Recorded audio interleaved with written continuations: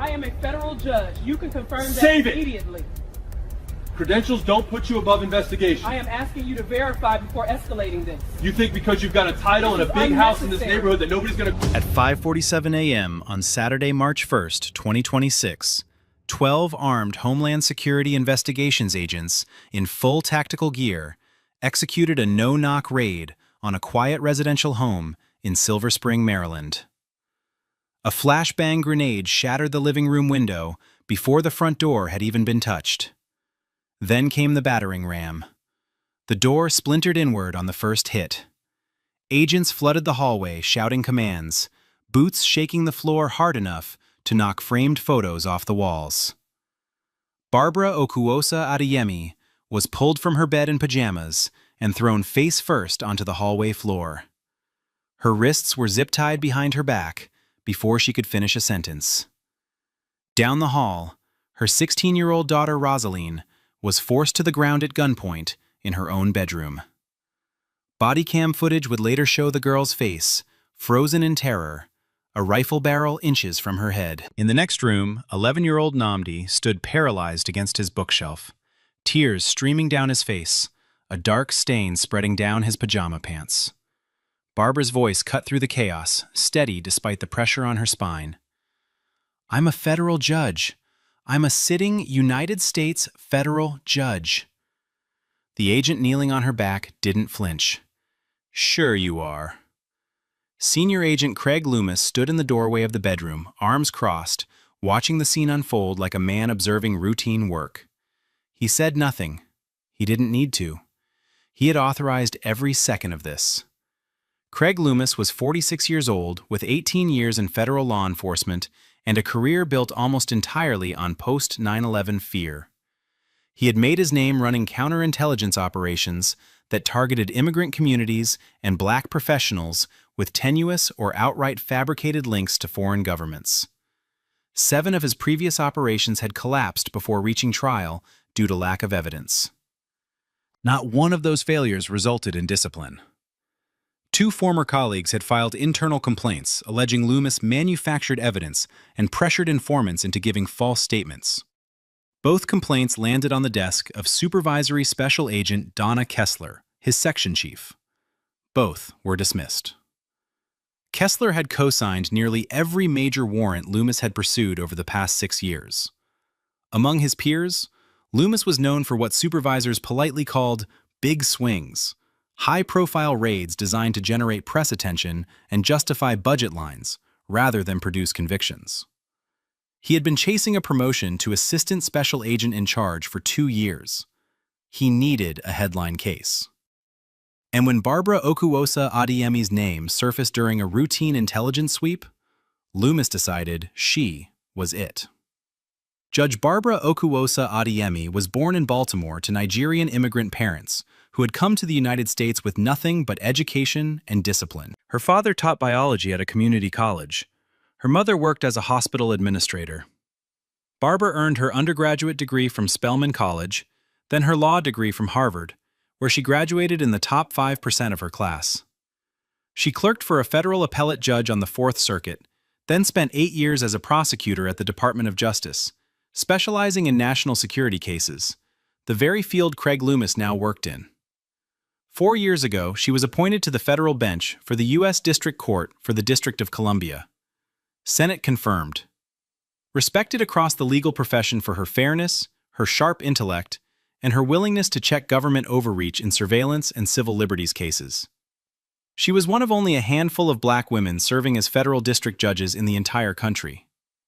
Her husband, Dr. Chukwuemeka Okuosa Adeyemi, a cardiologist, had passed away 2 years earlier from pancreatic cancer. Since then, Barbara had been raising Rosaline and Namdi alone, balancing a demanding caseload with school pickups, Sunday church, and the quiet grief of a household that still had his reading glasses on the nightstand. She was deeply private, deeply principled, and deeply rooted in her community. She was also, in every measurable way, exactly the kind of person the system was supposed to protect. Instead, the system sent Craig Loomis. 3 months before the raid, Loomis flagged Barbara's name during a broad-sweep intelligence review of individuals with what the agency internally labeled Connections to Nations of Concern. Her connection was this. Her late father, a biology professor who had died in 2016, had traveled to Tehran once in 1994 to attend an academic medical conference. That single trip, over 30 years ago, by a dead man, became the seed of the entire case. Loomis built an affidavit alleging that Barbara maintained undisclosed foreign contacts with Iranian intelligence assets. He cited wire transfers she had sent to elderly family members in Lagos as financial activity consistent with covert channels. He pointed to her professional travel to The Hague for a judicial conference, a trip organized by the U.S. State Department, and described it as indicative of clandestine meetings with foreign operatives. Every claim in the affidavit was either a deliberate distortion or an outright fabrication. No corroborating intelligence existed from the CIA, the NNSA, or the FBI. No other agency had flagged her name. No confidential informant had provided testimony. Loomis submitted the warrant application to Magistrate Judge Howard Pruitt, a 61-year-old jurist with a reputation for moving fast through his docket. Pruitt signed the warrant after a 9-minute review. He asked 0 questions. He requested no supporting documentation beyond the affidavit itself. And with that signature, 12 armed agents were authorized to break down the door of a sitting federal judge and drag her from her bed in front of her children. For 3 hours and 14 minutes, agents moved through every room of Barbara Okuwosa Adeyemi's home, with the efficiency of men who believed they were untouchable. Bodycam footage from multiple agents would later document what they seized. Laptops from the home office, cell phones from the kitchen counter and both children's bedrooms, family photo albums pulled from a living room shelf, Barbara's judicial case files, binders and folders containing active federal proceedings, carried out in open boxes without covers or seals, her children's tablets, financial records from a filing cabinet in the hallway, her late husband's medical files, still kept in a drawer beside his side of the bed, and a box of personal letters her father had written to her mother from Nigeria over the course of 40 years, the same letters Loomis had described in his affidavit as coded communications. Barbara sat zip-tied in a kitchen chair the entire time, still in pajamas, watching agents dismantle her home around her. She asked 4 times to call her attorney. Each time she was told the request would be processed later. She asked 3 times for her children to be brought to her, denied without explanation. Down the hall, Rosalind sat in her parents' bedroom with an agent by the door, sobbing, asking over and over if her mother was being arrested. No one answered her. In his own room, Nnamdi sat on the floor with his back against the bed, guarded by an armed agent in tactical gear, clutching a stuffed bear his father had given him. He did not speak. He did not move. Loomis personally entered Barbara's home office and began reading through her judicial case files. When a younger agent standing nearby asked quietly whether they should be handling court documents, Loomis did not hesitate. "She's not a judge today. She's a suspect." 3 minutes after the first flashbang shattered Barbara's living room window, Bill Tavares was standing on his porch across the street in a bathrobe and slippers, phone raised, recording. Tavares was 68 years old, a retired firefighter with 30 years of service and the kind of instinct that told him when something was deeply wrong. He had seen the tactical vehicles pull onto the block at 5:44 a.m. He had watched a dozen agents in helmets and body armor pour out and stack up along the front of the house. And when the grenade went off and the door came down, he pressed record. Over the next 2 hours, his phone captured everything visible from the street. Agents moving in and out carrying boxes, evidence bags clearly containing children's electronics, small tablets and laptops sealed in clear plastic. A moment, 53 minutes into the footage, where an agent walking toward a vehicle held up a framed family photograph and said something to a colleague that made both of them laugh. Tavares caught the moment. Rosalind's face appeared briefly in a second-floor window, tears visible even at distance, before an agent pulled the curtain shut from inside. He walked toward the perimeter once and asked an agent what was happening. He was told to return to his residence immediately. He stepped back, but kept recording. He did not go inside. That evening, sitting in his kitchen with the footage still on his phone, Tavares told a reporter something he would repeat in every interview that followed. I spent 30 years running into burning buildings. I've seen houses raided for drugs. I've seen bad situations. But I have never in my life seen anything like what they did to that woman and those kids. And I knew right then somebody needed to see this. At 9:15 a.m., 3 hours and 28 minutes after the first agent crossed her threshold, Barbara Okuwosa Adeyemi was finally permitted one phone call. She dialed Obiora Nwankwo, her attorney and one of her closest friends, a constitutional law specialist who had known her since their years together at Harvard. Bodycam footage from the agent standing nearest to the kitchen captured the call. Barbara's voice was controlled, measured, almost clinical, the voice of a woman trained to function under pressure. But the camera also captured what her voice did not betray. Tears running down both cheeks, her jaw tight, her zip-tied hands trembling against the kitchen table. They broke into my house. They terrorized my children. They are calling me an Iranian spy. I need you here now. Nwankwo arrived in 40 minutes. He walked through the damaged front door in a suit, briefcase in hand, and identified himself immediately as counsel for Judge Okuwosa Adeyemi. Loomis, standing in the living room reviewing a stack of seized documents, barely looked up. Nwankwo stepped closer and spoke clearly enough for every body cam in the room to record it. My client is a sitting United States federal district judge for the District of Columbia. You have seized active judicial case files from her home office. That is an unconstitutional violation of the separation of powers and judicial independence. The room went quiet. Agent Bryce Dillingham, standing near the hallway, looked at Loomis. Two agents near the front door exchanged a glance. Loomis's expression did not change, but his hand stopped moving over the papers in front of him. "We'll verify that," he said. Nwankwo's response was immediate. "You should have verified it before you put a flashbang through her window." Loomis stepped into the backyard and called his section chief, Supervisory Special Agent Donna Kessler. He kept his voice low. Kessler ran the name through the Federal Judiciary Personnel Database. The confirmation came back in under 2 minutes. Barbara Okuwosa Adeyemi, confirmed sitting judge, United States District Court for the District of Columbia. Appointed by the President of the United States. Senate confirmed. Active caseload of over 60 pending federal cases. The ambient audio from a body cam still recording in the kitchen picked up Kessler's voice through the phone speaker, tight and clipped. "Craig, what have you done?" Loomis said nothing for several seconds. Then he walked back inside and told his team to begin wrapping up. He did not apologize to Barbara. He did not order her zip ties removed immediately. He did not instruct agents to return the judicial case files. Instead, he stepped outside again, pulled out his personal cell phone, and made a second call off Bodycam. No record exists of who he called or what was said. When he returned to the kitchen, he addressed Nwankwo with the flat tone of a man still trying to control a situation that had already left his hands. "The investigation is ongoing. Seized materials will be reviewed and returned if appropriate." Nwankwo was already standing, his briefcase open, a legal pad filled with notes.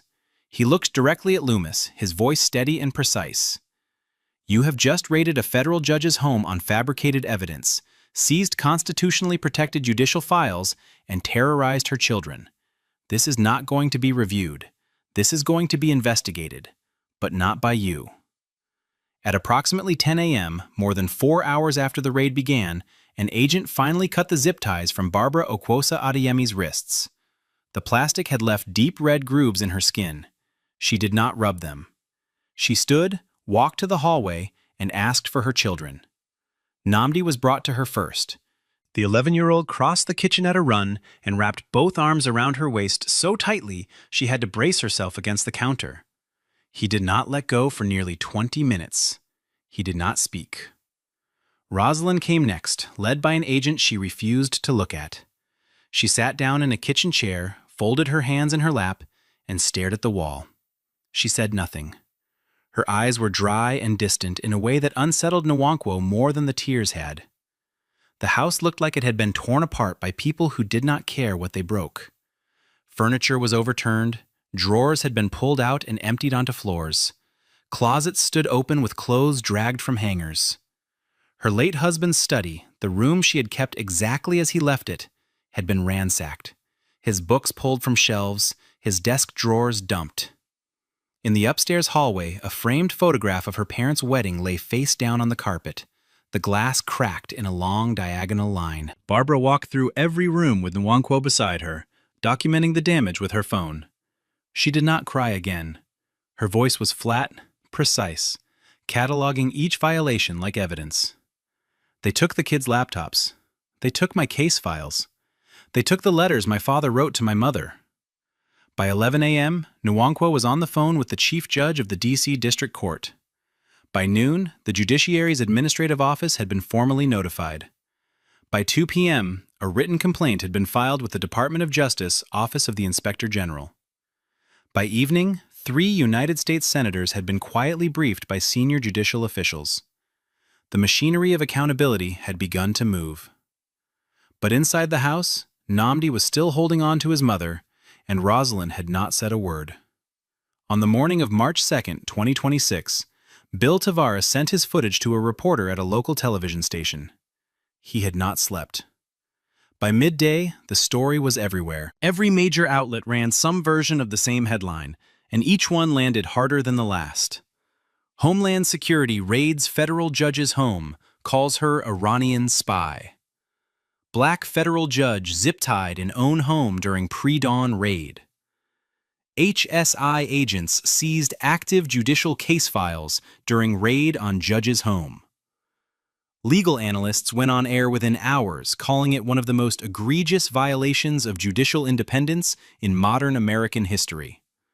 Former federal prosecutors described the seizure of active case files as an act that strikes at the foundation of the separation of powers. Civil rights organizations issued formal statements demanding a full federal investigation. The Federal Judges Association, a body that almost never comments publicly on individual cases, released a rare and sharply worded condemnation. Social media erupted. The Bodycam footage had not yet been released, but Tavares' exterior video was viewed over 4 million times by nightfall. One frame in particular spread faster than any other. Agents in tactical gear carrying labeled evidence boxes down the front steps of the house while, in a second-floor window above them, the face of a child was barely visible behind a curtain, mouth open, crying. That image became the defining picture of the case. By late afternoon, HSI leadership moved. Senior Agent Craig Loomis and Supervisory Special Agent Donna Kessler were both placed on administrative leave pending internal review. Magistrate Judge Howard Pruitt, who had signed the warrant after 9 minutes and 0 questions, issued no public comment. But by evening, sources close to the court confirmed he had retained personal legal counsel. The silence from Pruitt's chambers said more than any statement could have. On the afternoon of March 2nd, Obiora Nwankwo filed an emergency motion to unseal and challenge the search warrant affidavit that had authorized the raid on Barbara Okuosa Adeyemi's home. A federal judge in the neighboring District of Maryland granted the motion within hours, citing extraordinary circumstances involving the constitutional integrity of the judiciary. By evening, the affidavit was public, and when legal analysts began reading it on live television, what they found was not an intelligence case. It was a fabrication held together by distortion and audacity. The Iranian connections that Loomis had cited as the foundation of his case amounted to a single trip to Tehran in 1994 by Barbara's late father, a biology professor who had attended an academic medical conference and had been dead for a decade. The covert financial channels were routine wire transfers, fully documented and tax reported, sent to elderly relatives in Lagos. The clandestine meetings at The Hague referred to Barbara's attendance at a judicial conference organized by the United States State Department itself. She had been formally invited by the federal government to attend the very event Loomis described as evidence of espionage. There was no confidential informant named anywhere in the document, no corroborating intelligence from the CIA, the NSA, or the FBI. No interagency coordination of any kind. Loomis had built the entire case from open-source records, deliberate mischaracterizations of lawful activity, and his own unsubstantiated assertions presented as fact. Former federal prosecutors appeared on every major network, calling it the thinnest affidavit they had ever seen approved by a sitting magistrate. Questions mounted quickly about Magistrate Judge Howard Pruitt's 9-minute review, whether he had read the document at all, and whether the rubber stamping of a warrant this baseless represented its own form of institutional failure. By the evening of March 2nd, the legal filings were done, the phone calls to senators had been made, and the news cycle was burning with her name. But inside the house in Silver Spring, none of that reached the two children trying to sleep in bedrooms that no longer felt safe. Rosalind had spoken fewer than a dozen words since the morning of the raid. She flinched at sudden sounds, the creak of a door, a car engine outside, the neighbor's dog barking. She asked her mother once, quietly, standing in the hallway before bed, "Are they going to come back?"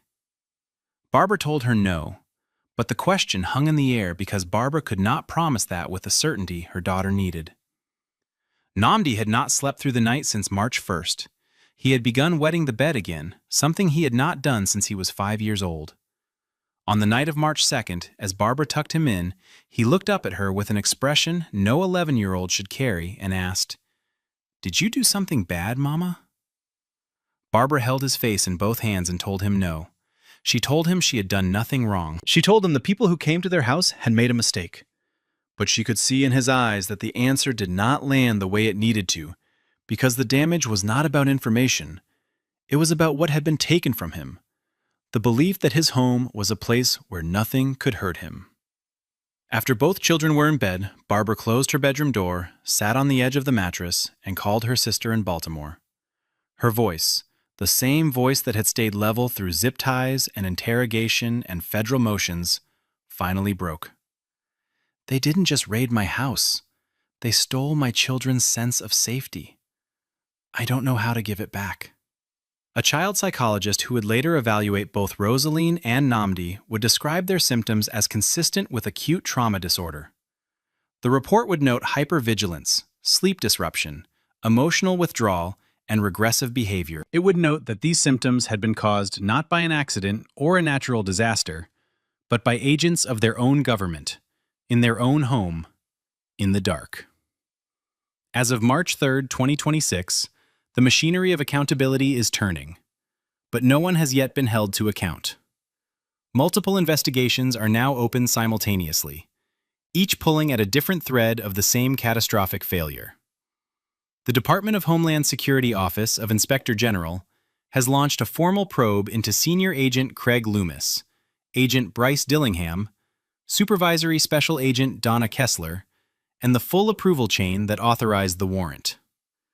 The Department of Justice Inspector General is conducting a separate investigation into whether the raid constituted an obstruction of judicial function, a question with constitutional implications that reach far beyond a single case. The Judicial Conference of the United States, the policymaking body for the entire federal court system, has convened an emergency session focused specifically on the seizure of active case files from a sitting judge's home. In a statement released this morning, the conference called the seizure a direct assault on the independence of the federal judiciary. The FBI has opened a parallel criminal inquiry into whether Loomis fabricated evidence in the affidavit, which, if proven, would constitute a federal crime carrying significant prison time. Congressional leaders from both parties have demanded hearings. Letters have been sent to the DHS Secretary, the Attorney General, and the Director of National Intelligence, requesting full briefings. Loomis, through his attorney, has released a single statement claiming he acted in good faith based on available intelligence. Kessler has not commented publicly. Dillingham has reportedly retained separate counsel and requested to cooperate with investigators. Magistrate Judge Howard Pruitt has been quietly recused from all pending cases on his docket. And the seized judicial files, the active case documents taken from Barbara Okuwosa Adeyemi's home office, have not yet been returned. Among her colleagues on the federal bench, Barbara Okuwosa Adeyemi is described the same way by nearly everyone who knows her work. Principled, thorough, fearless when it matters. Over 4 years on the bench, she built a record that earned respect from prosecutors and defense attorneys alike. But it was her rulings on government surveillance that drew the most attention. She had written multiple opinions pushing back on overreach by federal agencies, including the Department of Homeland Security. She had questioned the scope of warrantless data collection. She had demanded specificity in affidavits where other judges accepted vague language. 2 of her Fourth Amendment opinions had been cited by appellate courts as models of constitutional reasoning. She had, in short, done exactly what a federal judge is supposed to do. She held power accountable. And now, legal commentators across the country are asking the question openly. Was this really an intelligence failure? Or was it retaliation? Was a black woman who dared to check federal authority made into a target by the very apparatus she had held to account? No direct evidence of retaliation has emerged. Not yet. But the investigation is ongoing, and the coincidence has not gone unnoticed by anyone paying attention. Barbara herself has not spoken publicly. She has not appeared on camera. She has not given interviews. Through Obira Nwankwo, she released a single written statement on the evening of March 2nd. It read, "I swore an oath to uphold the Constitution of the United States. On March 1st, agents of the federal government broke into my home and violated that Constitution in front of my children. I intend to ensure that every person responsible is held accountable. Not for my sake, but because if they can do this to a federal judge, they can do it to anyone." This story is not finished. As of March 3rd, 2026, no one has been charged. No one has been fired. No one has been arrested. The judicial case files seized from Barbara Okuosa Adeyemi's home remain in government custody, active federal proceedings handled by agents who had no legal right to touch them. Barbara's children are still not sleeping through the night. Rosaline still flinches when a door closes too hard. Namdi still crawls into his mother's bed before dawn, afraid of the dark in a way he never was before. Craig Loomis is on paid administrative leave, collecting a federal salary from his home, while the woman whose door he broke down tries to explain to an 11-year-old why the people who are supposed to protect them were the ones who came with guns. The investigations are open. The Inspector General is reviewing. The FBI is examining. Congress is demanding answers. But the process is slow, deliberate, and offers no comfort to a family still living in a house with a front door that no longer locks properly, and a living room window still boarded up with plywood where a flashbang grenade came through before sunrise on a Saturday morning. The public is watching. The legal community is watching. Civil rights organizations are watching. And somewhere in a quiet house in Silver Spring, Maryland, a federal judge is sitting on the edge of her daughter's bed, smoothing her hair, telling her it is safe to close her eyes, knowing that she cannot yet prove that is true. This is not a story with a resolution. Not yet. But the cameras were rolling. The Bodycam footage exists. The neighbor's video exists. The affidavit is public. The evidence is preserved. And the people responsible have names, badges, and records that are now under a level of scrutiny they never imagined possible. Because when they planned this raid, when they drafted that warrant, when they threw that grenade and broke down that door, they assumed the woman in pajamas on the hallway floor was no one who mattered. They were wrong. This case was disturbing, but the one on the right ends in a way no one expects. My name is Viviana Cheblaron. I am a United States District Judge for the Eastern District of Virginia. You need to verify that immediately. Oh, I know exactly what name is on this address. And I don't care what title you think protects you. We have intelligence tying this house to suspicious foreign activity. At 6:12 a.m. on Sunday, March 1st, 2026, the smell of pancakes filled a narrow Alexandria townhouse 3 blocks from the Potomac. Judge Vivian Achebe Laurent stood at the stove in a cotton robe, flipping batter while her 7-year-old son Solomon sat cross-legged on the couch watching cartoons with the volume too loud. Upstairs, her 11-year-old daughter Nadia was already dressed for church, arguing through the bathroom door that Solomon had taken her hairbrush again. It was the kind of morning that didn't make the news. Quiet, ordinary, warm. Vivian was 44 years old, Harvard Law, top of her class. She had spent 6 years as a federal prosecutor at the Department of Justice before being nominated to the U.S. District Court for the Eastern District of Virginia. Senate confirmed 4 years ago with bipartisan support.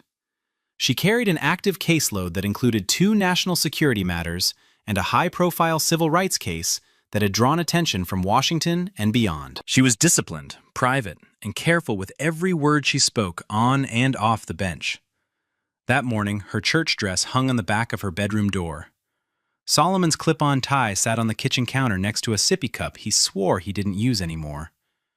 Nadia's Bible study notebook was open on the dining table, a colored pencil still wedged in the spine.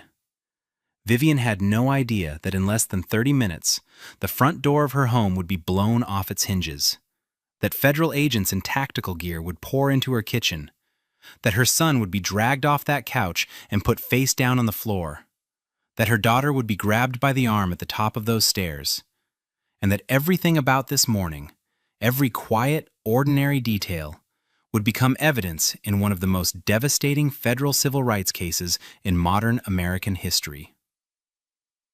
6 weeks earlier, on a Tuesday afternoon in January, FBI counterintelligence analyst Craig Stenner sat at his desk inside the J. Edgar Hoover building in Washington, scrolling through the Bureau's online tip portal.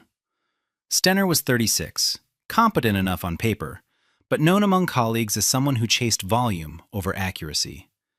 He flagged more tips than anyone in his unit. Most went nowhere. He didn't seem to mind. At 2:17 p.m., a submission caught his eye. It alleged that a woman living at 814 Braddock Lane in Alexandria, Virginia, had been making wire transfers to financial entities with suspected ties to Iranian intelligence. The tip included a name, Vivienne Achebe Laurent, a partial physical description listed as black female, early 40s, and a claim that she had been photographed at a restaurant in Georgetown with a known Iranian diplomatic attaché. There was no supporting documentation, no account numbers, no surveillance imagery, no name attached to the person submitting the tip. It had come through an anonymous portal entry routed through a burner email. Stenner flagged it and forwarded it to his supervisor, Special Agent in Charge Brent Kirkwood. Kirkwood was 52, a career bureau man with a reputation for aggressive case development and a deep interest in counterintelligence headlines. He read the tip once, asked no follow-up questions, and approved it for preliminary investigation the same afternoon. No one ran Vivian's name through the federal judiciary employee database. No one checked whether she held a government position. No one cross-referenced her address with any law enforcement or intelligence personnel records. The tip was vague, uncorroborated, and anonymous. It should have been flagged for further vetting at minimum, or dismissed outright. Instead, Kirkwood told his team to move fast. He called it a potential high-value lead, and from that moment on, every decision that followed was built on a foundation that no one in the Bureau had bothered to verify. Over the next 6 weeks, every safeguard that should have caught the mistake failed. Not one of them held. Stenner built the case file the way he built most of his cases: fast, surface level, and with just enough material to look thorough without actually being thorough. He pulled Vivian's financial records through a parallel channel typically reserved for FISA-adjacent national security requests, a move that bypassed the more rigorous internal review process. What he found should have told him everything he needed to know. Vivian had made recurring donations to a legal aid nonprofit that served immigrant communities, including clients from the Middle East. The transactions were modest, documented, and tax-deductible. Stenner flagged them as suspect wire transfers to entities with foreign ties. He never contacted the nonprofit, never checked its tax status, never noted that it had been operating legally in Virginia for over a decade. Then came the photograph. During a 2024 legal conference in Washington hosted by the American Bar Association, Vivian had posed in a group photo with more than a dozen attendees. One of them happened to be a mid-level Iranian diplomatic attaché who had been invited to a panel on international law. Vivian hadn't spoken to him individually. She didn't know his name. But the photo made it into the file, captioned as evidence of a potential clandestine relationship. A junior analyst in the unit, Priya Venkatesh, 29, raised concerns in a written memo. She pointed out that the financial records didn't support the conclusion being drawn, that the tip was anonymous and uncorroborated, and that no one had verified the subject's employment or government affiliation. Kirkwood read the memo, called her into his office, and told her to stay in her lane. 2 days later, her objections were removed from the case file entirely. Kirkwood told his team this could be a big one, and no one left in the room was willing to tell him he was wrong. The warrant application landed on the desk of a federal magistrate judge in the Eastern District of Virginia on February 26, 2026. The affidavit was 12 pages long and built almost entirely on 3 pillars: the anonymous tip, the mischaracterized financial records, and the conference photograph. Each piece of evidence had been framed to suggest something it did not actually prove. The charitable donations became suspect international transfers. The group photo became a documented meeting with a foreign intelligence-linked operative. The anonymous tip became a credible source with knowledge of the subject's activities. What the affidavit did not include was any mention of Vivian Achebe Laurent's occupation. It did not state that she was a sitting United States District Judge. It did not note her prior service as a Department of Justice prosecutor. It did not reference her Senate confirmation, her security clearances, or her active national security caseload. The magistrate judge reviewed the affidavit, asked no clarifying questions, and signed the warrant that same afternoon. Kirkwood moved immediately. He assembled a full tactical entry team of 14 agents, body armor, sidearms drawn, flashbang grenades authorized. The raid was scheduled for 6:45 a.m. on Sunday, March 1st, a time specifically chosen because the subject would be home and, in Kirkwood's words, less likely to have outside support present. No one on the team suggested a less invasive approach. No one proposed a simple knock on the door. No one recommended calling her attorney or serving the warrant through the court. 14 agents, full tactical gear, drawn weapons, a battering ram, and a federal judge making pancakes for her children on the other side of the door. The operation was approved without a single voice asking whether any of it was proportionate. At 6:44 a.m., 1 minute ahead of schedule, the battering ram hit the front door of 814 Braddock Lane. The lock shattered on the first strike. The door frame splintered inward, sending wood and metal across the entryway floor. 2 flashbang grenades followed, one into the living room, one toward the kitchen. The concussive blasts shook the walls. Solomon, who had been lying on the couch watching cartoons with a blanket pulled to his chin, screamed. An agent in full tactical gear reached him in 3 steps, pulled him off the cushions by his arm, and forced him face down onto the hardwood floor. He was 7 years old. In the kitchen, Vivienne spun toward the sound just as 2 agents came through the doorway. One grabbed her by the shoulder and drove her sideways into the counter. Her face struck the granite edge. The impact split the skin above her left eye. Blood ran down her cheek before she hit the floor. She was forced onto her stomach, arms wrenched behind her back, wrists locked into handcuffs. She could hear Solomon crying from the living room. She could hear boots on the stairs. "I am a federal judge," she said. Her voice was loud and clear despite the blood and the pressure on her spine. The agent kneeling on her back didn't pause. "Sure you are," he said. Upstairs, Nadia heard the explosions and the screaming and came running down the staircase in her church dress, shoes untied, eyes wide. An agent intercepted her halfway down, grabbed her by the upper arm, and brought her to the floor beside her brother. She was 11. She landed on her knees and then her chest, her face pressed to the same hardwood where Solomon lay sobbing. Both children were now on the ground, surrounded by armed men in black helmets, in their own home, on a Sunday morning. Vivian lay on the kitchen tile with her cheek against the cold floor, blood pooling beneath the cut above her eye, her wrists locked behind her back at an angle that sent pain through both shoulders. Her breathing was controlled. Her voice, when she spoke again, was steady and precise. "My name is Vivian Achebe Laurent. I am a United States District Judge for the Eastern District of Virginia.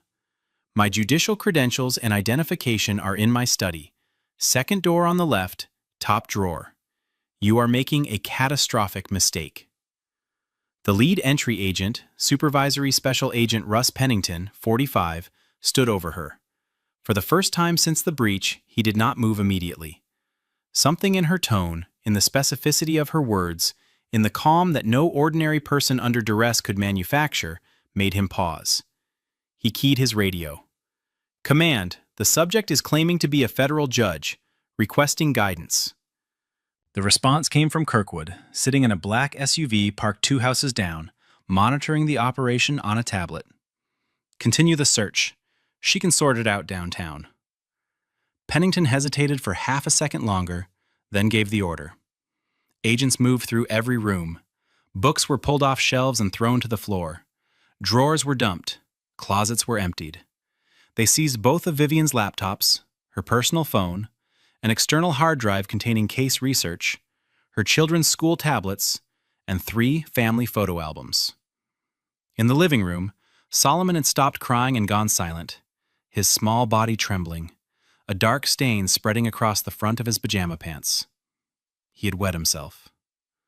Beside him, Nadia lay with her eyes open and her chest heaving in short, shallow gasps, unable to slow her breathing, unable to speak.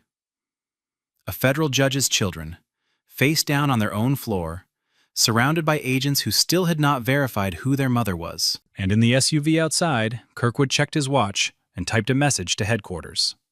Raid executed. Subject secured. Proceeding with evidence collection. The noise carried. In a neighborhood like this one, where the houses sat close and the streets stayed quiet on Sunday mornings, the sound of a door being broken open and flashbang grenades detonating was impossible to miss. Frank Oberlin was the first one outside. He was 68, retired Army colonel, lived in the townhouse directly next door, and had known Vivian for 3 years. He had watched her carry groceries inside on weeknights, had waved to her children when they played on the front steps, had attended the same neighborhood association meetings where she sat quietly in the back row, always polite, always composed. When he stepped onto his porch and saw the black SUVs, the tactical gear, and the agents moving in and out of Vivian's front door, he walked straight to the perimeter tape. "That's a federal judge's home," he told the agent guarding the line. "Her name is Vivian Achebe Laurent. She sits on the Eastern District bench." The agent didn't blink. "Sir, step back or you'll be detained." Oberlin didn't move. "You're making a mistake. I'm telling you who lives in that house. Step back. Now." Oberlin pulled out his phone and began recording. Across the street, Terrence and Simone Osei had come to their front window when the first blast shook the block. Terrence grabbed his phone and started filming from the doorway. The footage was shaky, but clear. Agents in full tactical gear, a broken front door, and then, at 7:03 a.m., the image that would later be seen by millions.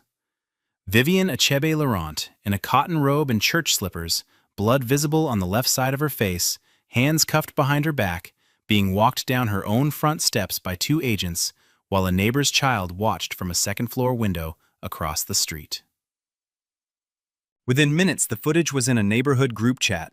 Within an hour, a local journalist had it in her inbox. Within 2 hours, it had already been shared more times than anyone in that neighborhood could have predicted. And not a single agent on the scene had yet confirmed who they had just raided. At the FBI's Washington field office, Vivian was placed in an interrogation room on the 3rd floor. The handcuffs stayed on. The cut above her eye had not been treated. Blood had dried in a thin line down her left cheek and along her jaw. She sat upright in a metal chair, still wearing her robe and slippers, and said nothing. She did not ask for water. She did not ask where her children were. She asked for one thing. "I want my attorney. I will not answer questions without counsel present. I am a sitting United States District Judge. You can verify this in less than 60 seconds." The 2 agents in the room exchanged a glance. One left. The other stayed by the door, arms folded, silent. Vivienne sat still. For nearly 2 hours, no one verified her identity. No one ran her name through the federal judiciary database. No one contacted the Eastern District Clerk's office, which operated a 24-hour duty line specifically for emergencies involving judicial personnel. At 9:14 a.m., more than 2 hours after the raid, a junior agent who had not been part of the entry team typed Vivienne's full name into the federal court's personnel system.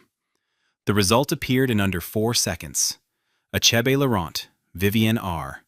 Title: United States District Judge. Court: Eastern District of Virginia.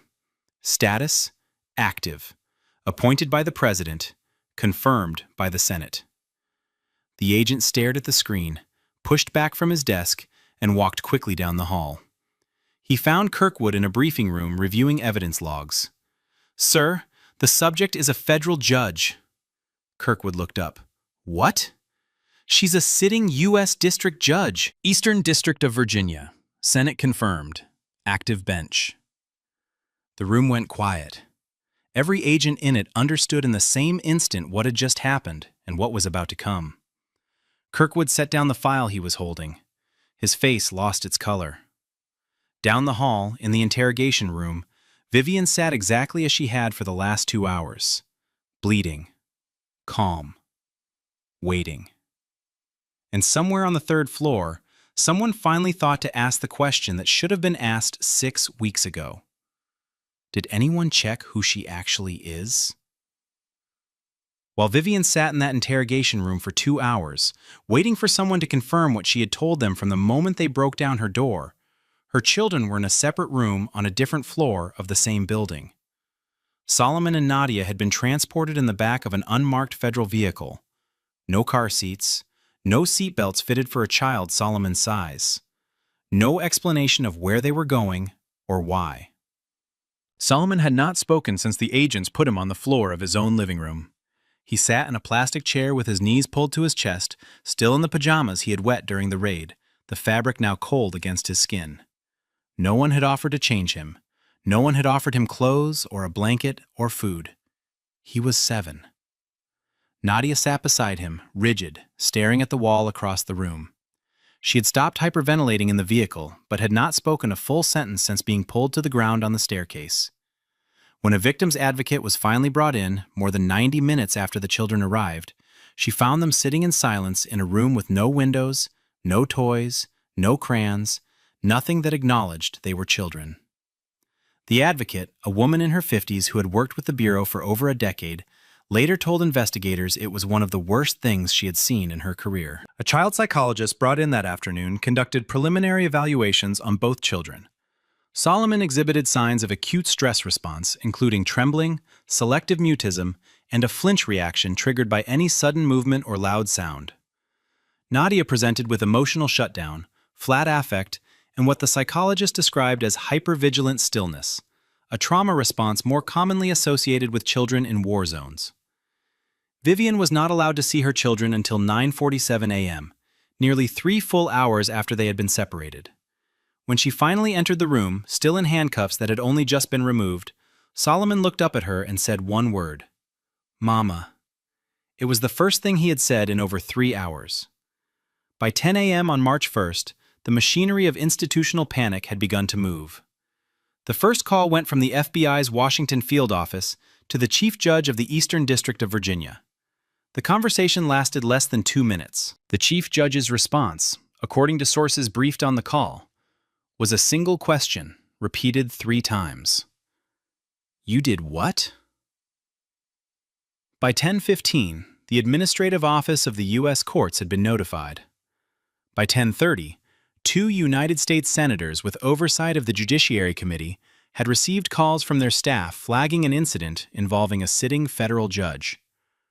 By 10:45, the FBI Director's Office was alerted through an internal channels memo marked urgent, a classification rarely used outside of active threat scenarios.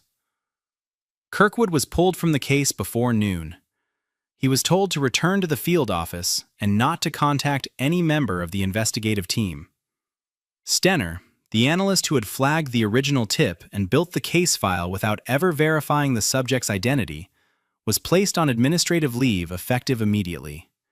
His access to classified systems was suspended. Supervisory Special Agent Russ Pennington, who had led the tactical entry, was reassigned to administrative duties pending review.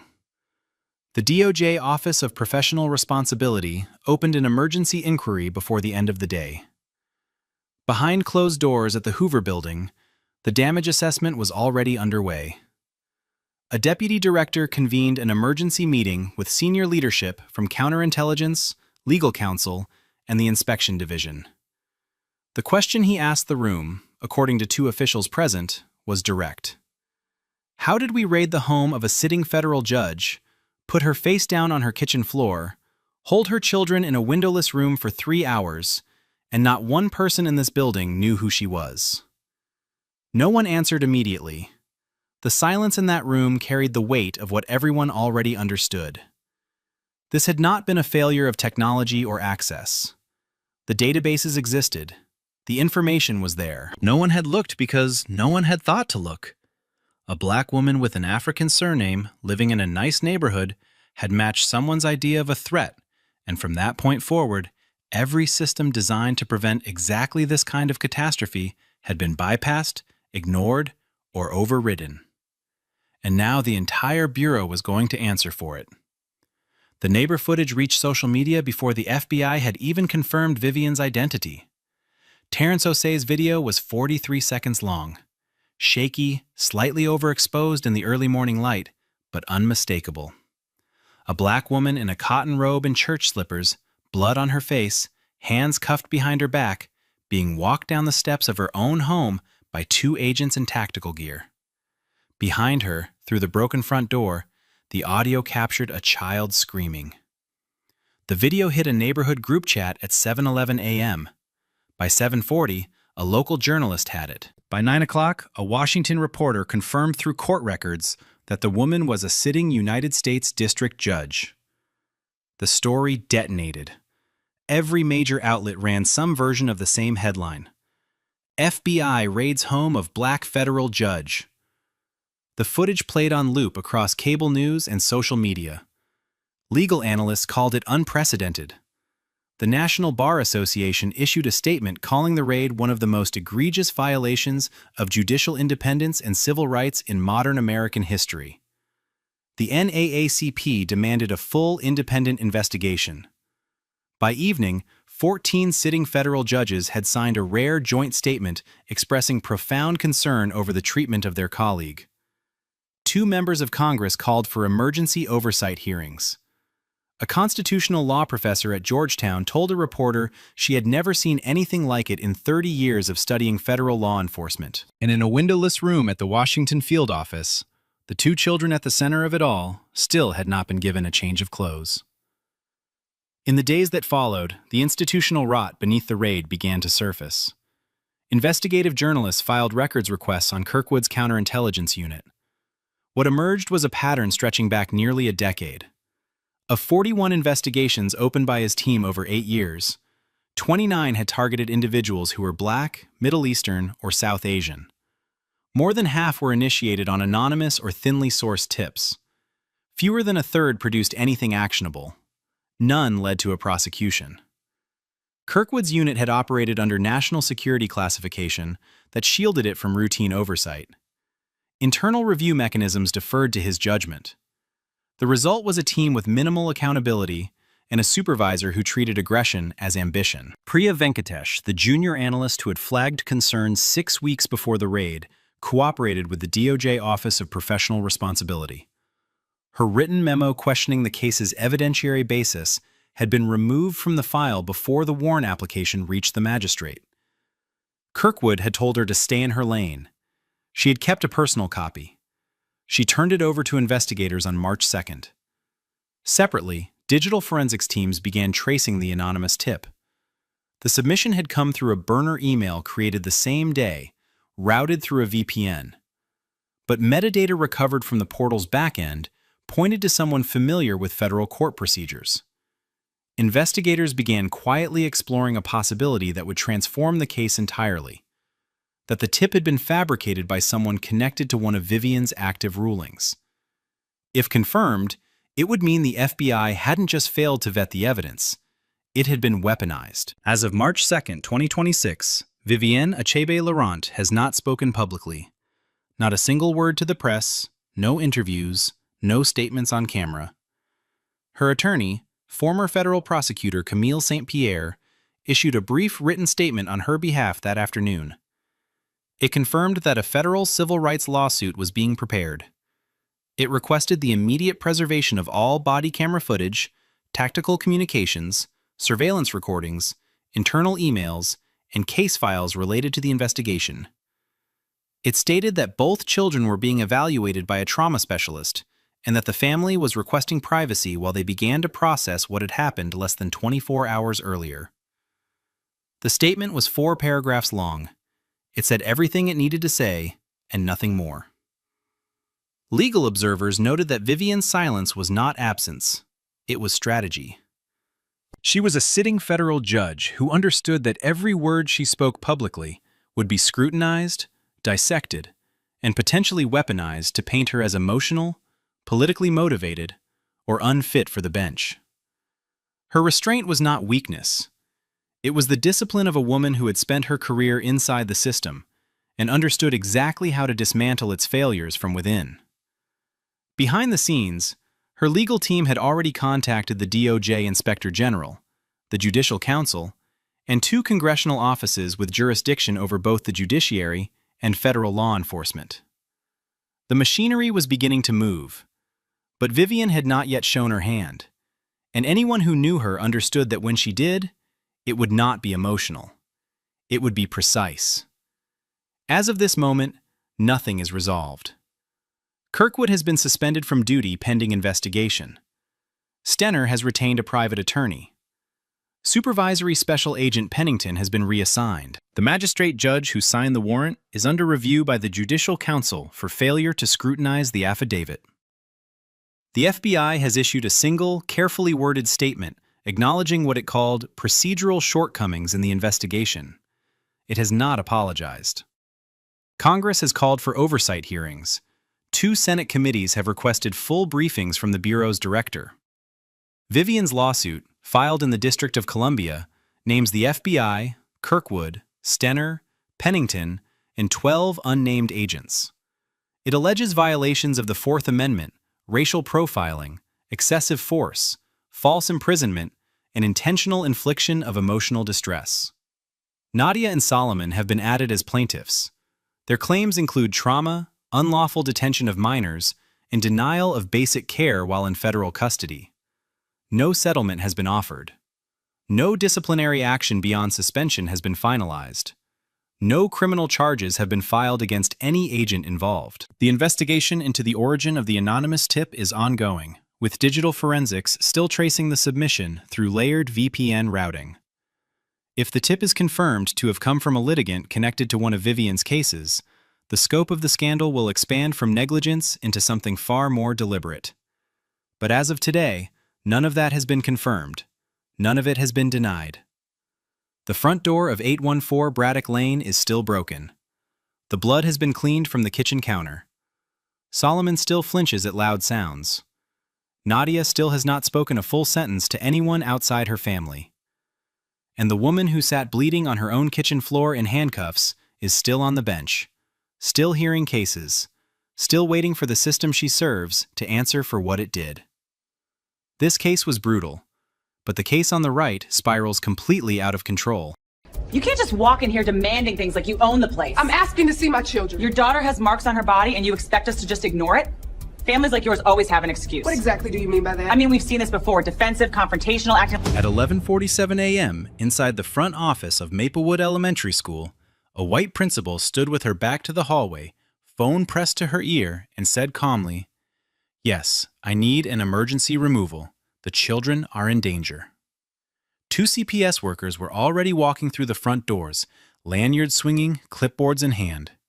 The black woman standing 6 feet away, watching this unfold, was not who any of them thought she was. Her name was Nadine Coulter. She was a sitting federal judge on the United States District Court, Eastern District, appointed by the President, confirmed by the Senate, and responsible for presiding over the very type of civil rights case that was now playing out in real time against her own family. Her children, Elijah, 10, and Amara, 7, were sitting in a locked classroom down the hall. Amara had been crying for 20 minutes. Elijah had asked 3 times to call his mother. Both requests were denied. Principal Janet Driscoll had made her decision the moment she saw a bruise on a little black girl's knee. She never consulted the school nurse. She never called the mother. She called CPS and requested emergency removal, using words like imminent danger and signs of physical abuse on multiple children. The school's security cameras were recording everything. Every hallway angle, every office entrance, every frame of what was about to become one of the most explosive civil rights cases in the state's history. Driscoll had no idea what she had just set in motion. Before we continue, comment where in the world you're watching from, and make sure to subscribe because what happens next will leave you speechless. Janet Driscoll had been an educator for 18 years, the last 9 as principal of Maplewood Elementary in the affluent, predominantly white suburb of Lake Ridge. On paper, she was a model administrator, involved, organized, and fiercely protective of what she called the culture of this school. In practice, that protectiveness had a pattern. Over the past 6 years, Driscoll had filed 14 CPS referrals against families at her school. 13 of those families were Black or Hispanic. Not a single referral resulted in a substantiated finding of abuse or neglect. Every case was closed. Every family was cleared. And every time, Driscoll moved on to the next one without consequence. Parents had tried to push back. 3 families filed formal complaints with the school board, describing a principal who scrutinized their children more closely, questioned their home lives more aggressively, and treated normal childhood incidents as evidence of dysfunction. The complaints were reviewed internally and quietly dismissed. Driscoll had connections that insulated her. Her husband, Gary Driscoll, sat on the Lake Ridge City Council. Her sister-in-law, Rita Driscoll, worked as a caseworker in the county CPS office. Between the school board, city hall, and child services, Driscoll operated inside a network that had never once held her accountable. She believed she was the gatekeeper of her community, that her judgment about which families belonged and which didn't was not just valid, but necessary. In an email sent to a colleague 2 years earlier, she had written, "Some families just don't belong in a school like this. It's not about race, it's about standards." That email would later be entered into evidence. But on this Wednesday morning, none of that history mattered to Driscoll. She had found what she believed was her next case. A bruise on a Black child's knee, and she was already making the call. Nadine Coulter's path to the federal bench began in the Raymond Rouse housing projects in West Baltimore, where she shared a 2-bedroom apartment with her mother and 3 siblings. Her mother worked double shifts as a hospital custodian and kept a rule in the house that was never negotiable: homework before anything. Nadine earned a full academic scholarship to Howard University, graduated summa cum laude, and was accepted to Yale Law School, where she finished top of her class. She clerked for a Supreme Court justice, spent 6 years as a federal prosecutor specializing in civil rights cases, and at 39 was appointed to the United States District Court for the Eastern District, making her one of the youngest Black female federal judges in American history. Now 43, she presided over civil rights and constitutional law cases. She had ruled on police misconduct, housing discrimination, and unlawful government overreach. Her opinions were cited in law reviews. Her reputation on the bench was precise, fair, and unmovable. Her husband, Derek Coulter, was a trauma surgeon at the city's largest hospital. 2 years ago, they moved to the Lake Ridge district specifically for the school ratings. Elijah, their son, was gifted and quiet, reading 2 grade levels ahead. Amara, their daughter, was social and artistic, the kind of child who made friends on the first day and drew pictures for her teachers. Both were model students, no behavioral issues, no academic concerns. Nadine volunteered at school events, attended every parent-teacher conference, and donated to the annual fundraiser. Despite all of this, from the very first week, she felt the resistance. Driscoll's greetings were colder to her than to other parents. Her children's behavior was scrutinized more closely. Minor incidents that were laughed off for white students were flagged and documented for hers. At one conference, Driscoll asked Nadine about her home environment 3 separate times. Nadine noticed. She always noticed. She just never imagined how far it would go. That Wednesday morning started like any other. Nadine pulled into the Maplewood Elementary drop-off lane at 7:45 a.m., kissed both children goodbye, and watched them walk through the front doors. Amara wore a navy skirt and a yellow top, her backpack bouncing with each step. On her left knee was a small bruise, greenish-purple around the edges, from falling off her bicycle in the driveway 2 days earlier. Derek had cleaned it, put a bandage on it, and by Monday morning, Amara had forgotten about it entirely.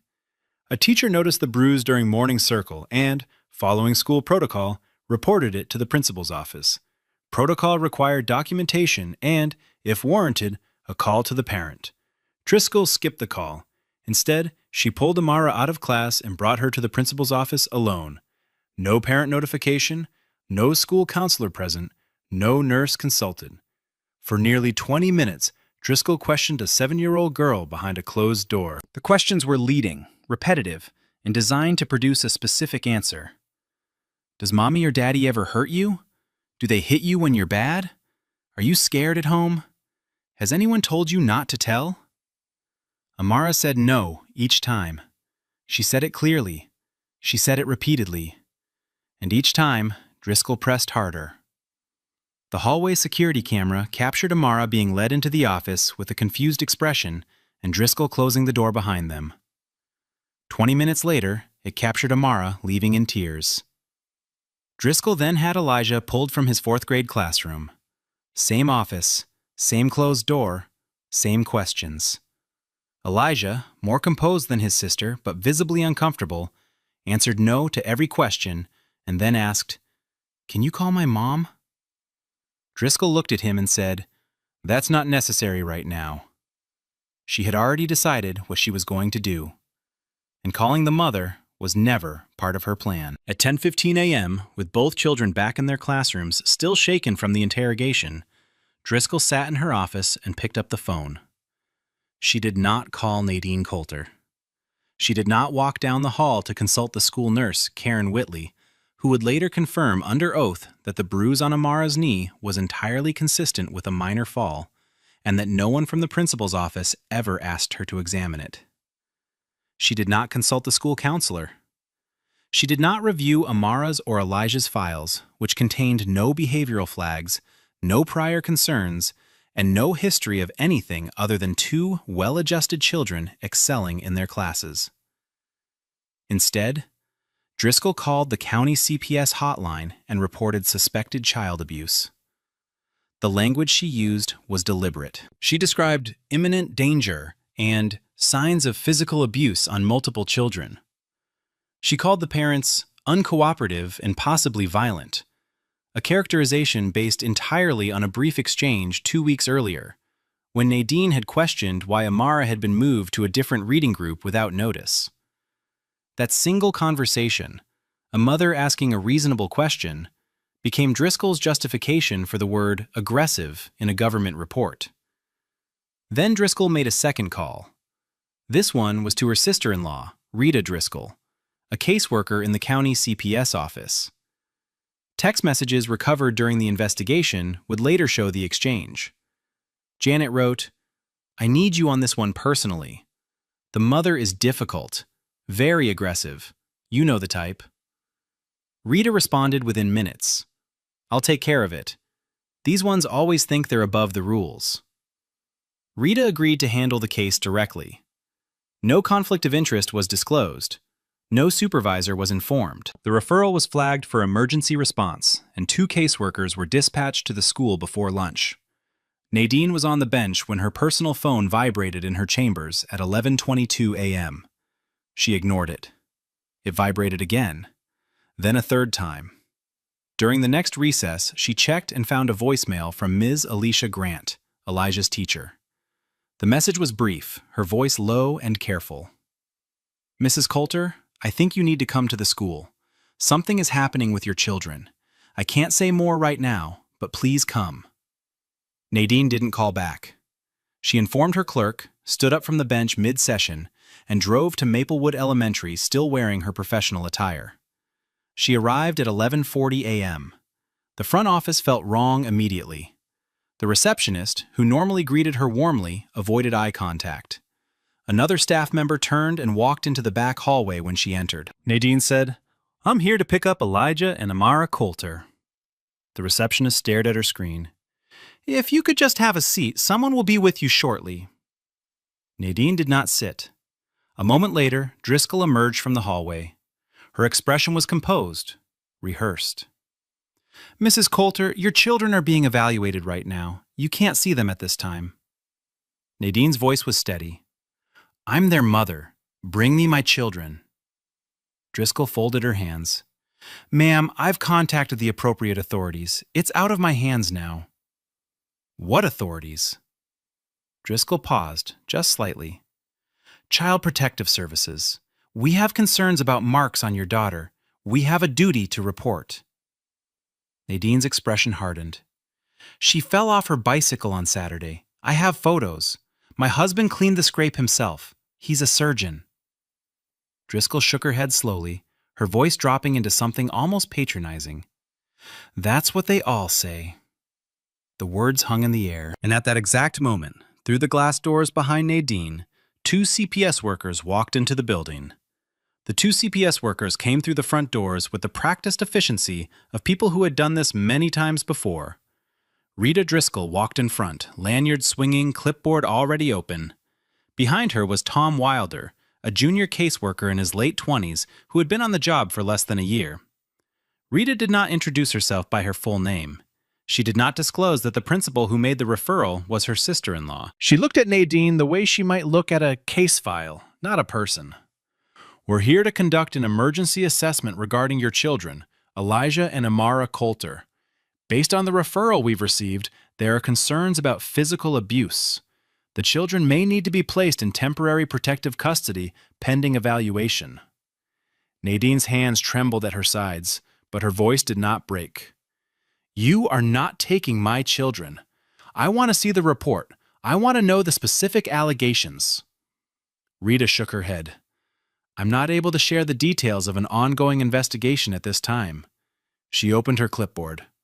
I'll need to ask you some questions. Do you or your husband use physical discipline in the home? Are there firearms in the residence? Has either parent struggled with substance use? Nadine answered each question calmly, directly, and without hesitation. Then she said, I know my rights. You cannot remove my children without a court order unless there is immediate, verifiable danger. There is no danger. My daughter has a bruise from a bicycle fall. No one in this building even consulted the school nurse. Rita's expression didn't change. We'll make that determination, ma'am. Behind her, Tom Wilder shifted his weight. He glanced at Nadine, then at the hallway where the children's classrooms were. He leaned toward Rita and whispered, This doesn't seem right. There's nothing here. Rita didn't turn her head. She simply looked at him with an expression that ended the conversation before it started. Wilder stepped back and said nothing more. Rita looked at Nadine and delivered the words as though reading from a script. We'll be taking the children for a 72-hour evaluation at a designated facility. You'll be contacted with the details. Nadine's voice was immediate. Absolutely not. You have no court order. You have no evidence. You are not removing my children from this school. Driscoll, who had been watching from the hallway, reached for the phone on the front desk and dialed the school resource officer. Dale, I need you in the front office. We have a situation. Officer Dale Mounier arrived within 2 minutes. He was 44, white, broad-shouldered, and carried himself with the kind of authority that expected compliance, not conversation. He had 3 excessive force complaints in his file over the past 5 years, all dismissed internally. He stepped into the office and positioned himself directly behind Nadine. Rita gestured toward the hallway. We need the children escorted to our vehicle. Nadine turned and stood between Mounier and the corridor. Her back was straight, her feet planted. You will not touch my children.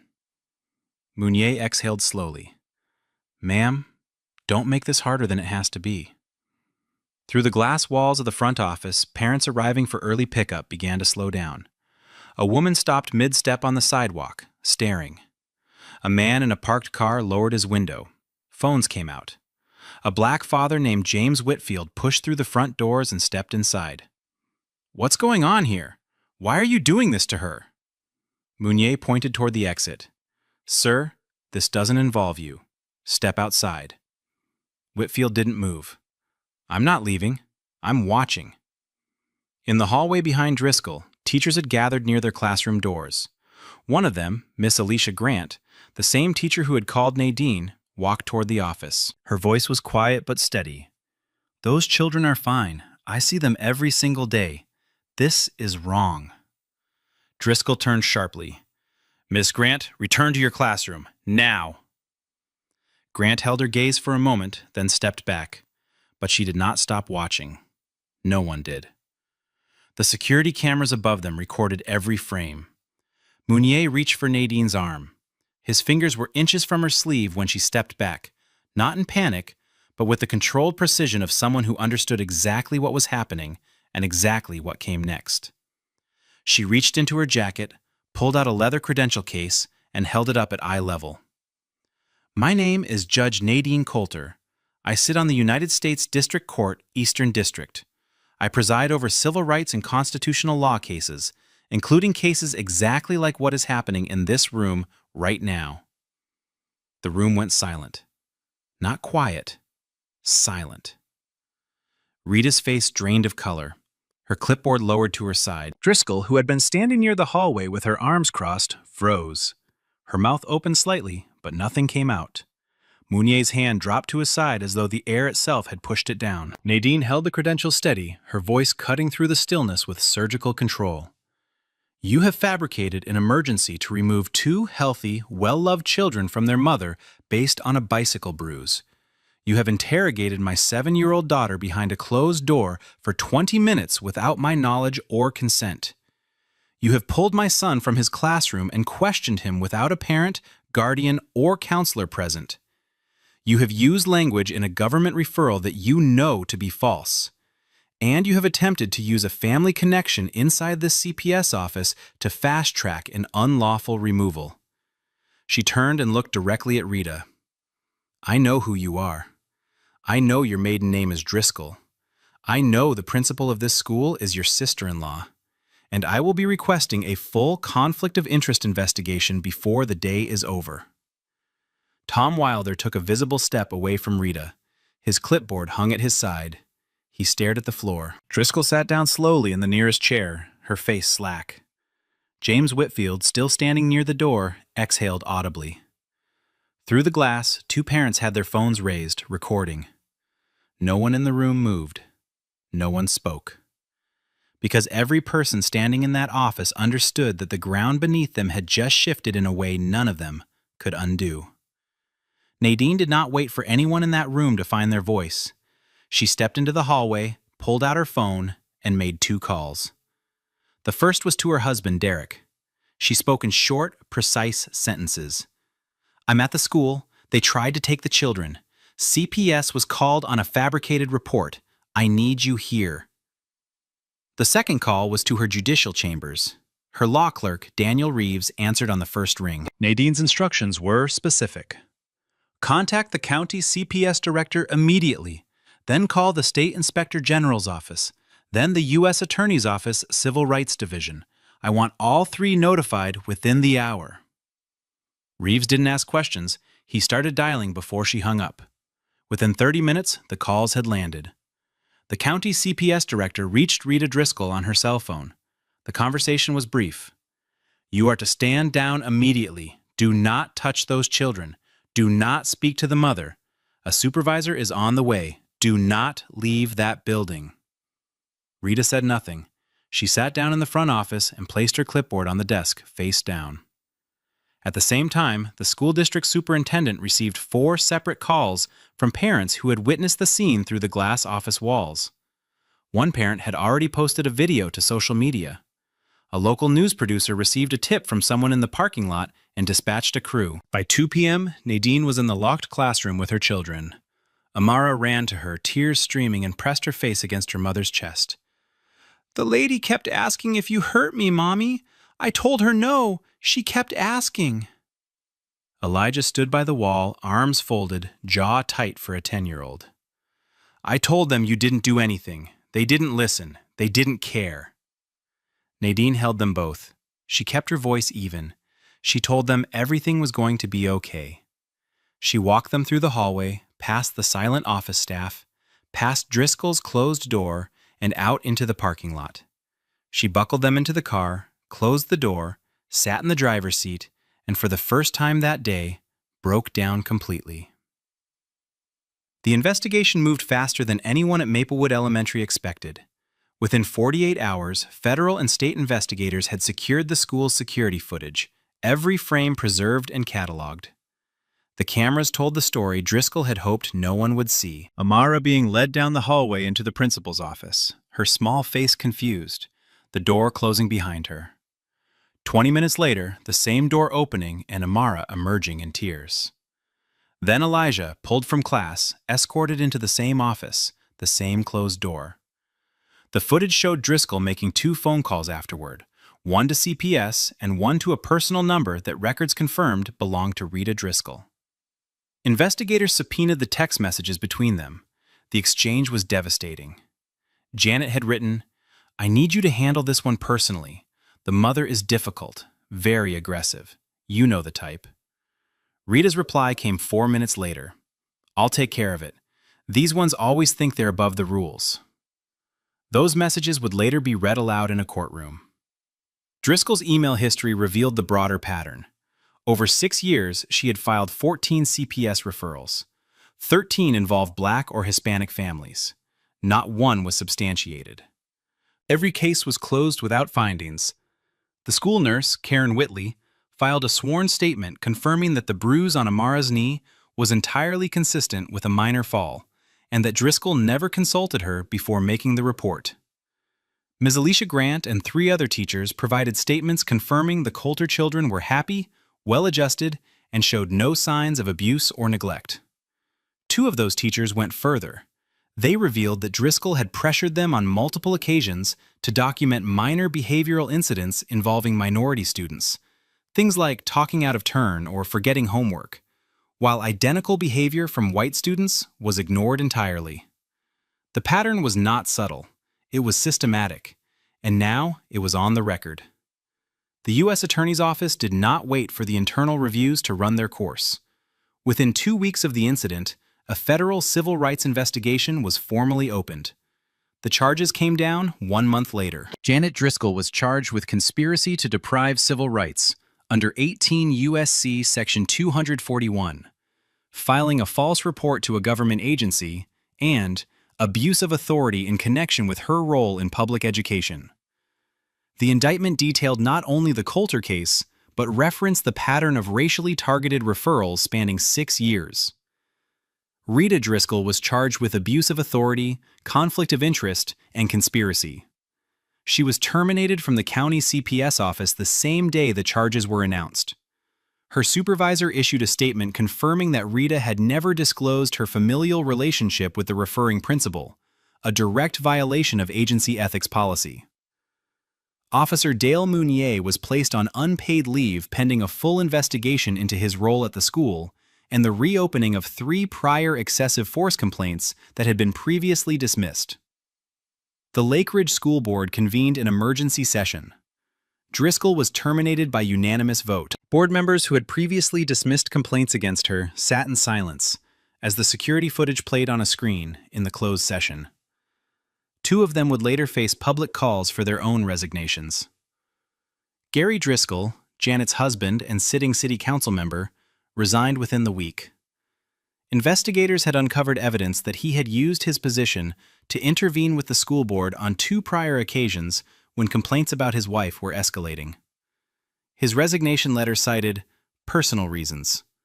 No one believed it. Tom Wilder, the junior CPS caseworker who had whispered, "This doesn't seem right," in the school office that day, cooperated fully with federal investigators. He was not charged. His testimony detailed how Rita had directed him to bypass standard intake protocols, skip the supervisory review, and move directly to emergency removal without sufficient evidence. He said he had objected quietly, and she had shut him down. His cooperation would become a critical piece of the prosecution's case. The federal trial opened on a Monday morning in a packed courtroom. The gallery was full. Journalists lined the back row. Civil rights attorneys sat behind the prosecution. Families who had been targeted by Driscoll over the years filled the remaining seats, some of them seeing each other for the first time, realizing they were not alone. Prosecutors built their case methodically.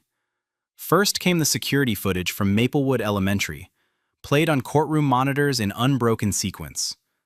The jury watched Amara being led down the hallway, her small hand at her side, her face uncertain. They watched the office door close. They watched it stay closed for 20 minutes. When the audio from the interior camera was played, enhanced and transcribed for clarity, the courtroom heard a 7-year-old girl say, "My mommy didn't hurt me," over and over, while an adult voice continued pressing. Several jurors looked away. One wiped her eyes. Then came the text messages. Prosecutors displayed them on screen, one after another. "I need you to handle this one personally. You know the type. These ones always think they're above the rules." Then, the email. "Some families just don't belong in a school like this." Then, the referral history. 14 reports, 13 against families of color, 0 substantiated. Driscoll's defense argued she had acted in good faith, exercising her duty to protect children. The prosecution dismantled it in hours, showing she never consulted the school nurse, never contacted the mother, fabricated language in the CPS report, and coordinated a back-channel removal through a family member. Rita's defense collapsed entirely when her own text messages were read aloud a second time during cross-examination. Her attorney offered no rebuttal. Over 20 families testified about Driscoll's pattern. The jury deliberated for less than a day. Guilty on all counts for both defendants. Driscoll was sentenced to 4 years in federal prison. Rita received 2 years and 6 months. Officer Dale Mounier, tried separately, was fired and permanently decertified based on the investigation into his conduct history and his role in the attempted removal. Judge Nadine Coulter recused herself from the bench for the civil proceedings and retained private attorneys to file suit on behalf of her family. The lawsuit named the Lake Ridge School District, the county CPS office, Janet Driscoll, Rita Driscoll, and Officer Dale Mounier as defendants.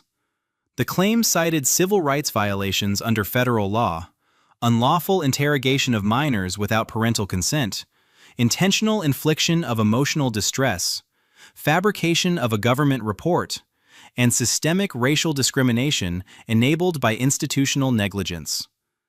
The evidence made the case nearly impossible to defend. Security footage, text messages, email records, referral data, teacher testimony, and the sworn statement of the school nurse formed a record so thorough that settlement negotiations were brief. The case settled for $1.8 million. But the money was not the point. As part of the agreement, the district and county committed to sweeping structural reforms. Mandatory parental notification before any child could be questioned by school administrators about suspected abuse. Independent oversight of all CPS referrals originating from schools. Demographic auditing of referral patterns with public annual reporting. Conflict of interest screening for all CPS caseworkers assigned to school-originated cases.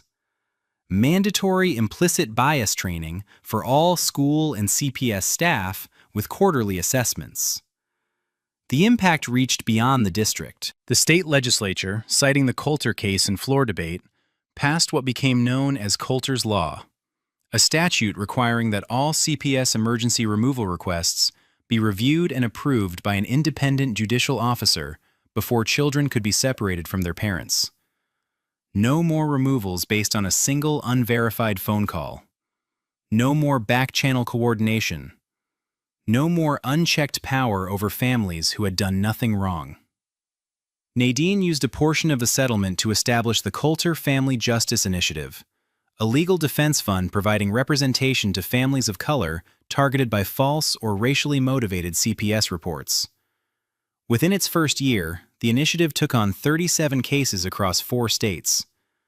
12 resulted in formal findings of misconduct against the reporting parties. Every one of those families had been told, at some point, that the system was working as intended. 6 weeks later, on a bright Monday morning, Nadine Coulter pulled into the drop-off lane of a new school.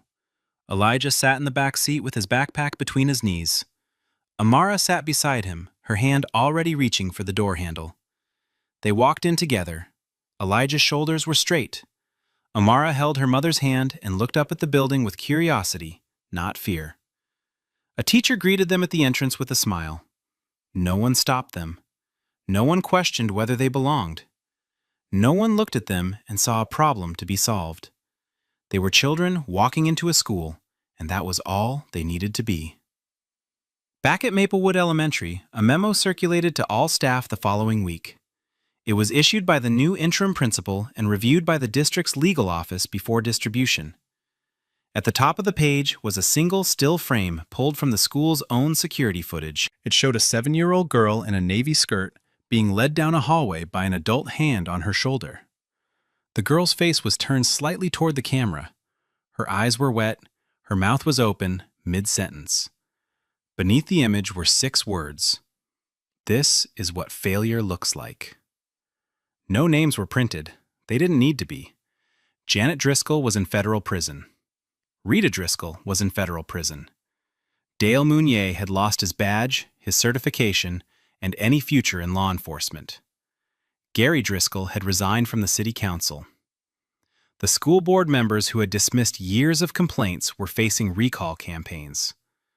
The system that had protected all of them, that had filed away grievances, buried patterns, and treated Black and Hispanic families as problems rather than people, was forced to change.